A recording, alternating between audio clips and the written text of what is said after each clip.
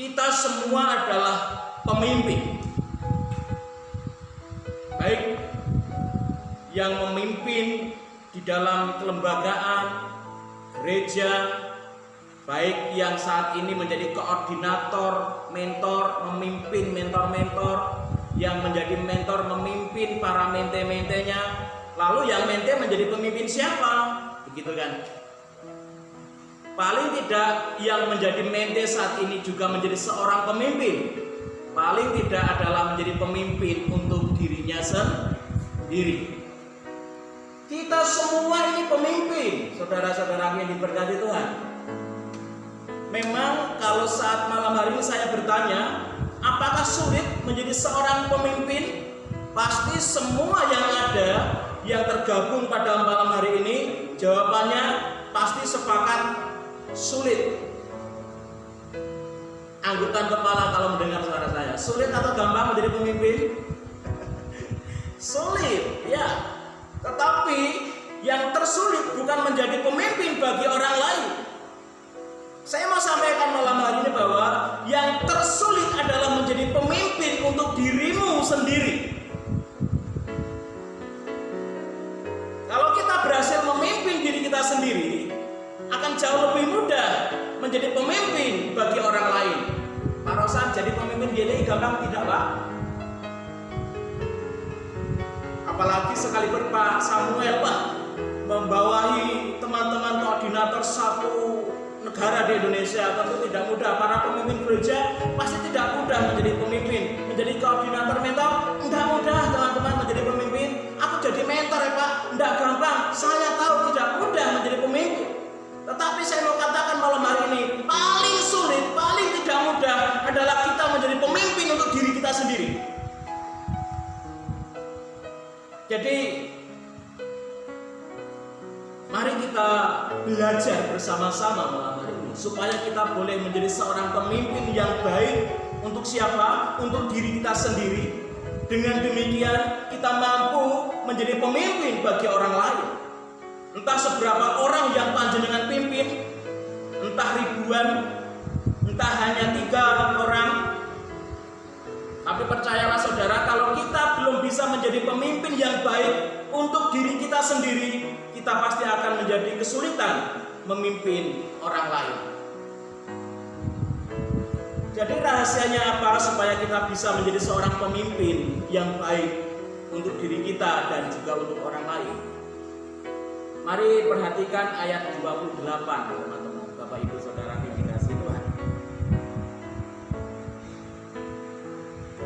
Lalu Petrus berseru dan menjawab dia, Tuhan, apabila Engkau itu, suruhlah aku datang kepadamu berjalan di atas air. Sampai di sini teman-teman, Bapak Ibu Saudara yang dikasihi Tuhan. Di ayat 28 bagian A ini diceritakan bagaimana Petrus sedang berbicara dengan gurunya Tuhan Yesus Kristus. Artinya sedang nyambung, ada koneksi, ada relasi dari seorang Petrus dengan gurunya siapa? Tuhan Yesus Kristus. Perhatikan selanjutnya teman-teman, saya akan mengajak teman-teman PA penemuan malam hari ini. Ketika Petrus nyambung, connect, ada hubungan, ada relasi dengan gurunya, apa yang terjadi? Ayat 29. Kata Yesus, datanglah. Kemudian apa? Maka Petrus turun dari perahu. Perhatikan teman-teman. Maka Petrus turun dari perahu dan berjalan di mana? Di atas air mendapatkan Yesus. Wow. Pernahkah teman-teman berpikir bahwa ketika Petrus itu connect, nyambung sama Tuhan, diri Petrus yang bukan siapa-siapa itu mampu melakukan sesuatu yang di luar nalar kita. Berjalan di atas air.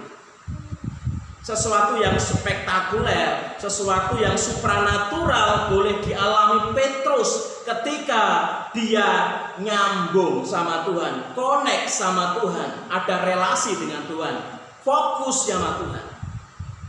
Tetapi perhatikan selanjutnya teman-teman, ayat 30. Tetapi ketika dirasanya tiupan angin, sampai di sini, ketika Petrus merasakan tiupan angin, apa yang terjadi? Takutlah ia. Jadi ketika Petrus mulai putus koneksinya dengan Tuhan karena angin syakal, apa yang terjadi? Takutlah dia. Setelah takut apa? Mulailah tenggelam. Ini fakta Alkitab teman-teman. Jadi ketika seseorang itu mulai putus hubungan dengan Tuhan, putus koneksi dengan Tuhan, putus keintiman dengan Tuhan, mulailah ketakutan dialami orang-orang itu.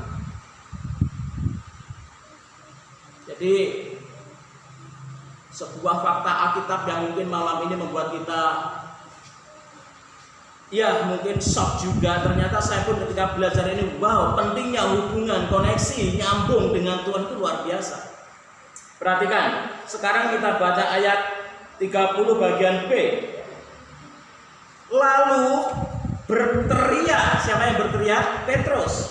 Tuhan, ini mulai nyambung lagi Petrus dengan gurunya. Tuhan, tolonglah aku. Terjadi komunikasi yang terjadi antara Petrus dan gurunya, dan ketika Petrus dan gurunya nyambung lagi, connect lagi, apa yang terjadi? Segera Yesus mengulurkan tangannya, memegang dia dan berkata, "Hai orang yang kurang percaya, mengapa engkau bimbang?" Sebuah teguran yang dalam untuk pribadi Petrus dan kita semua pada malam hari ini. Seringkali kita kurang iman, seringkali kita mengalami kebimbangan ketika kita melangkah di dalam satu pelayanan. Terlebih di dalam mengembangkan pemuritan di gereja asal kita. Pak, aku nggak punya partner. Pak, aku nggak punya rekan. Pak, aku nggak bisa apa-apa. Pak, aku nggak lulus SMA. Pak, dan begitu banyak argumen yang kita katakan. Ingat teman-teman, Bapak Ibu Saudara semuanya, kita adalah pemimpin. Yang tidak mau, kita harus mau membangun hubungan dengan Tuhan, keintiman dengan Tuhan. Tanpa itu, apa yang kita pimpin, apa yang kita kerjakan hanya mendapatkan pangalembono dari manusia, hanya mendapatkan pujian dari manusia, dan tidak berdampak apapun. Karena pemuritan itu sedang menyiapkan pribadi-pribadi yang cinta Tuhan. Bayangkan, siapa yang dapat mengubah hati kalau bukan Tuhan? Kepandaian kita tidak ada apa-apanya. Pangkat kita tidak ada apa-apanya. Gelar kita mau S10 sekalipun, kalau dia tidak punya koneksi dengan Tuhan, tidak ada kuasa di dalam yang disampaikan. Jadi mari kita belajar dari Paulus seperti yang menjadi slogan ini, ikutilah teladanku sama seperti aku mengikuti teladan Kristus. Buang segala hal yang diingini duniawi, ketenaran, pangalembono dan segala sesuatunya, itu sampah bagi Paulus. Mari kita malam ini diajak untuk menjadi pribadi yang mau membangun komunikasi, membangun hubungan, membangun keintiman dengan Sang Guru Agung kita, Tuhan Yesus Kristus. Tanpa itu, kalau jenengan tidak mau membangun hubungan dengan Tuhan, saya yakin Anda tidak bisa membangun hubungan yang baik, memimpin orang lain dengan baik. Karena saya percaya orang yang tidak mau membangun hubungan dengan Tuhan, dia tidak bisa memimpin dirinya sendiri. Saudaraku, kalau YTI berkembang sampai saat ini berapa provinsi Pak Rosantono, kalau boleh kami tahu?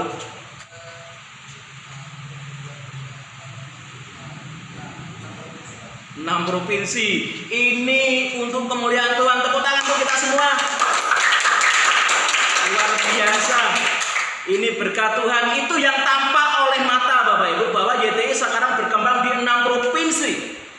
Tapi tahukah kita bahwa yang tampak selalu dibangun dari yang tidak tampak? Siapa mereka yang tidak tampak? Para hamba Tuhan yang berdoa,